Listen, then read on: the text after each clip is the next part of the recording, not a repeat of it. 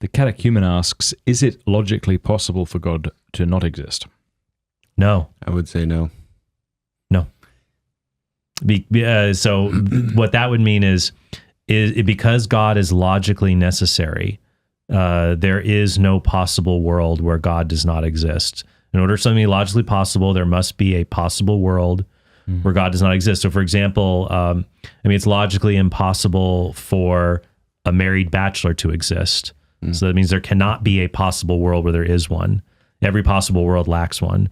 So, there are people who believe, there are philosophers like Richard Swinburne who believe God is factually necessary, like he's indestructible, but there could have been a world without God. But I think the arguments from contingency, the other arguments, certain modal ontological arguments show it is actually impossible for there to have been a state of absolute nothingness. Given that something exists, there's a necessary being, so there always would be at least just God. Just one sentence. Anselm has a great line in his book, The Proslogion, where he basically just says, God cannot even be thought not to exist. You can't even think of it.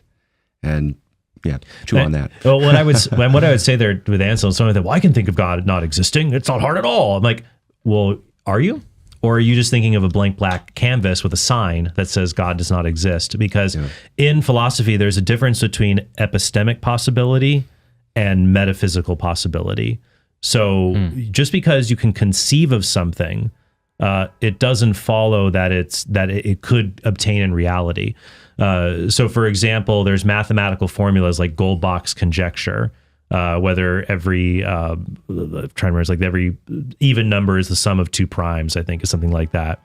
And so, is it true or not? There are unsolved problems in mathematics. They're either true or false, and you could imagine it being true, and you can imagine it being false, but it can't be both. It's only metaphysically possible for one or the other. And so I find when people are thinking of nothing, usually they're not actually thinking of nothing. Right. They're usually thinking of blackness or Blank empty space. Yeah. But that's not nothing. We're not good at these thought experiments. If I said to you, like, Matt, what would it feel like to sit in an empty room? Yeah, I wouldn't be empty if I was there. Well, let's say you were there, but it's a room that's completely empty. Like, how would it feel to be in a room like that?